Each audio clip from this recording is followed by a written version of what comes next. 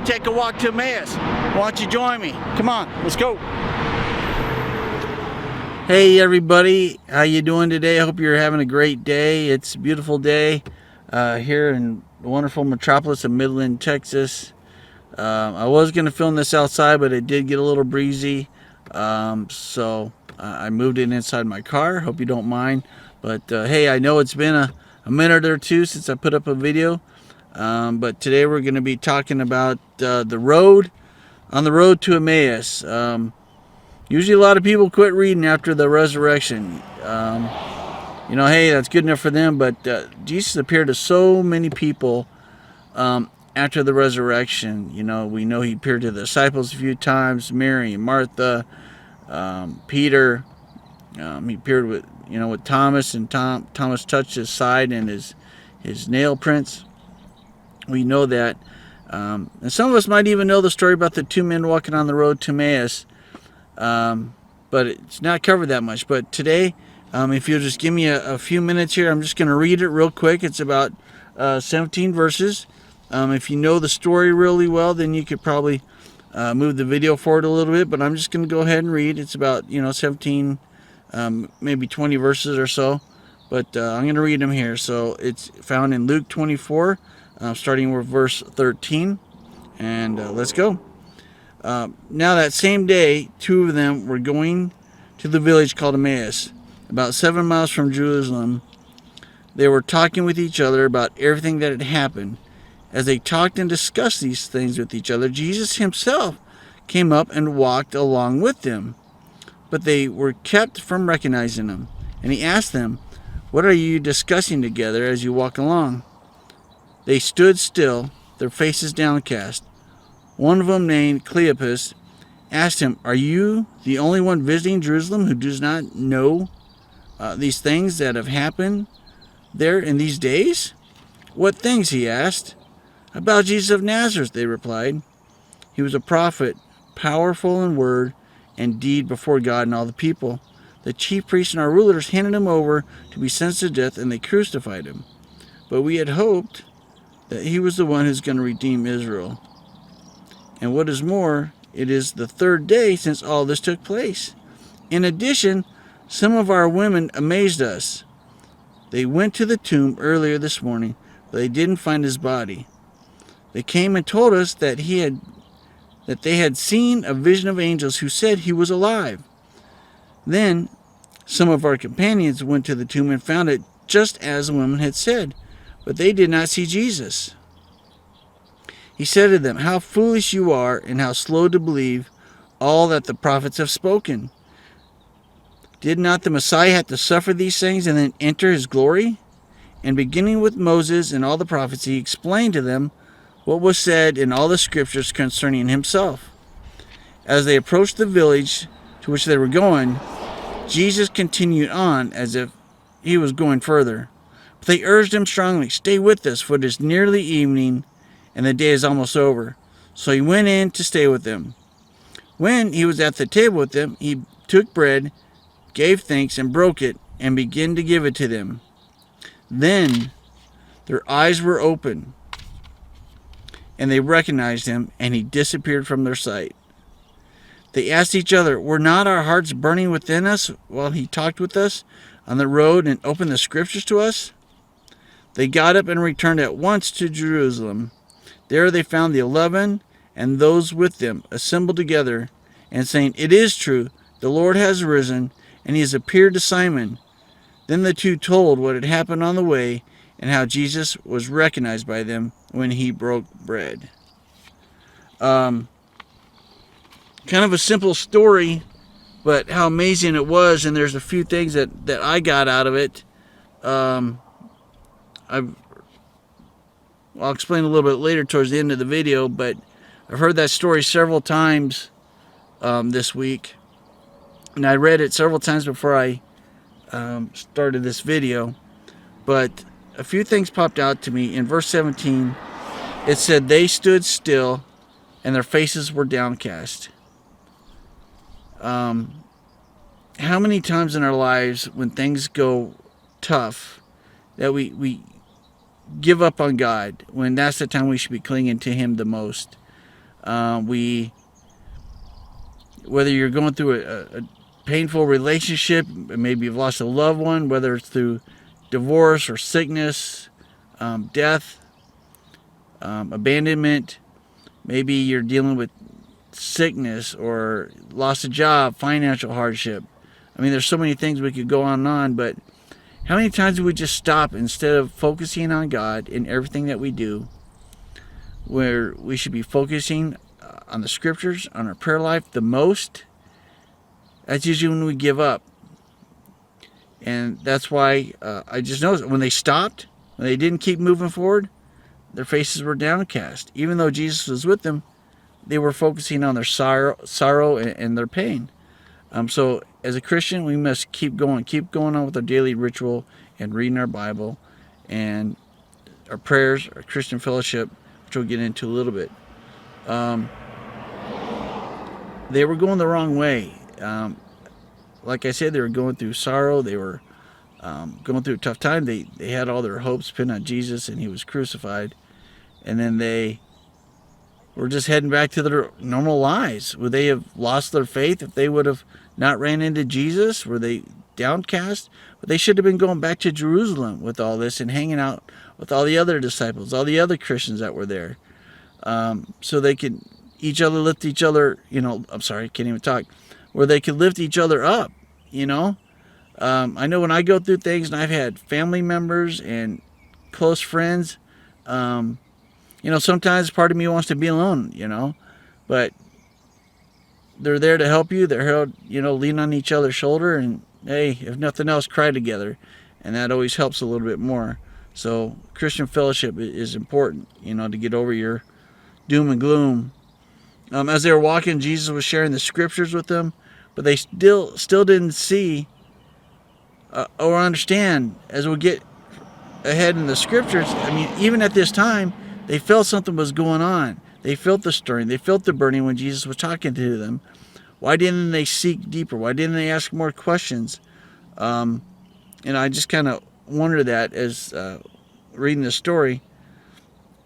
In verse 32, they had asked Jesus to stay with them because it was getting nighttime and Jesus looked like he was going ahead. They said, hey, why don't you come stay with us? And they did. And so the host of the house ended up becoming the guest of the house because Jesus took over and he started breaking bread. And this is the part that in my mind, I have a kind of a vivid imaginary mind, but when you hand somebody something, your palm isn't facing down. It's always palm up because you want them to receive whatever you have in your hand. And I can only imagine these two guys sitting there. Already something's going on inside of them. They don't know what's going on. Jesus' power is already working in them. They just were still probably all depressed and bummed out. But when Jesus reached out his hands, handed him the bread, I wonder if they saw the scars in his wrist, and that's what opened their eyes. I mean, in my mind, that's kind of how I see it.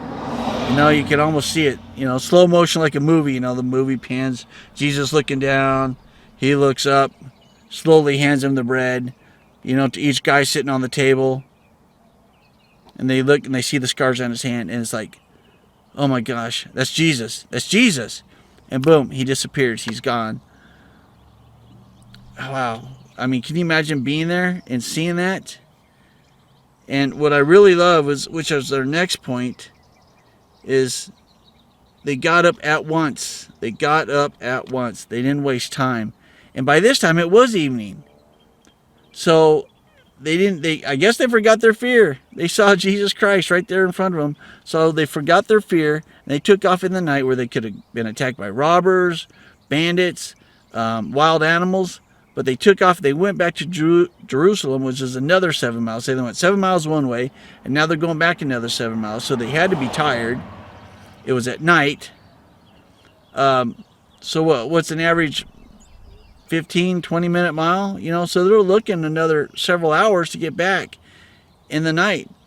And that's when they met up with all the other disciples, and they had talked to them too. Hey, Jesus appeared to us, appeared to Simon, Mary, Martha.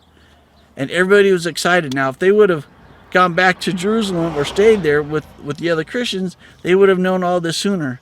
But then again, they would have lost the opportunity to hang out with Jesus, you know. But the one thing I think about is when it talked about, they said, even our hearts were burning within us when he was talking about the scriptures.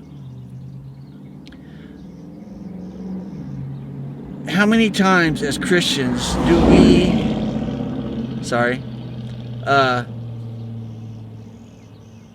feel something inside of us? Maybe it's the Holy Spirit tugging on us to, hey, take that person a meal. Maybe you see somebody lonely sitting in the restaurant, you know they're struggling with something. Why not buy their meal for them anonymously? What about giving that guy a couple bucks on the corner? I know a lot of people don't like doing that. Usually I don't, but sometimes you feel compassion and you do it. You know, what if it was you on that corner? I don't know. What about helping an old lady with her groceries? What about an older couple that's locked in because they can't get out now because of the pandemic, or maybe they're just old and frail and they can't get out? Why not take a meal to them? I mean, there's so many little things that we can do, but we don't. We ignore that little burning inside of us. We ignore that feeling that, maybe I should. Maybe it's out of my comfort zone. How about just tell somebody you love them as they walk by? Leave a little note on your ticket as you go out of a restaurant. There's so many little things as Christians we can do, especially when the Spirit tugs on us. When we feel that burning inside of us, we should never, ever, ever ignore it. Because the more we listen to it, the more we act on it, the stronger we're going to get, and it's going to change your life. So those are just some of the things that I thought about. You know, we're all on a road, whether it's to Emmaus, whether it's to Jerusalem. Maybe some of us are on a road to Rome, and we know Rome wasn't good for Christians back in the day. But I want to ask you this question, though. It was a quick one today, but I want you to think about, as you're walking on your road, wherever you're heading, I want you to think about these disciples that were there, that had seen Christ died, and were at this point overjoyed. They didn't know what was ahead of them. Every single one, well, except for one. But John, he was tortured, he was beaten, he was stoned, he was boiled in oil, but he didn't die. He stayed alive. But all the other disciples, man, ran through with swords, ran through with spears, beheaded, hung upside down, crucified upside down.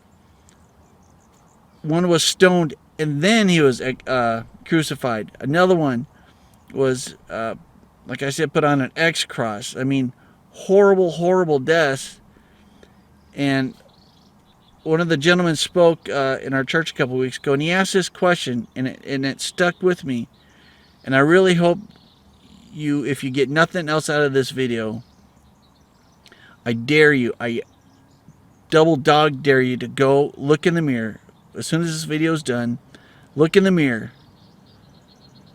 Have the guts to look at yourself in the eye and ask yourself, are you living a life worthy of the death that these disciples died for? Jesus told them to go and take the gospel to all the world, and they did that. And every one of them gave their lives and suffered miserably for it. Most of them died broke, no possessions, in prison, beaten, bleeding. And they didn't do that for some fake made-up story. They did it because they were there. They were witnesses. And they saw Jesus Christ die on the cross, beaten miserably, and rose again for you. Are you living a life worthy of the deaths of the apostles? We think about Jesus, but these were ordinary men. Are you living your life? Are you sitting on the sidelines not doing anything? When you could be out just helping people? Just little, I listed off just a bunch of little things. And I would ask that you would search your heart. Ask God every day just to show you a little way how you can show His love to somebody. It doesn't take much.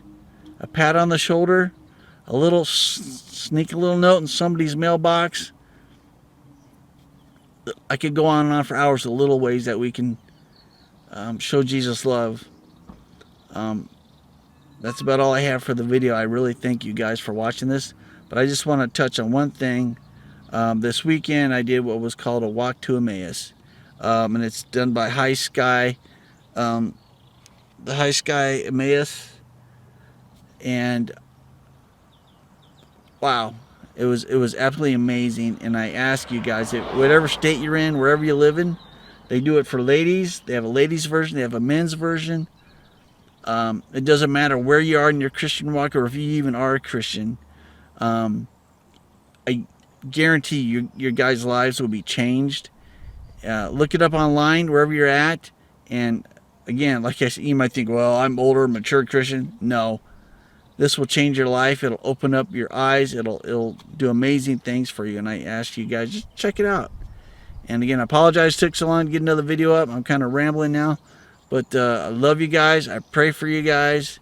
And if you're not doing right, you guys are on my hit list. I'm coming after you. Love you guys. God bless. Crusaders for life. Peace out.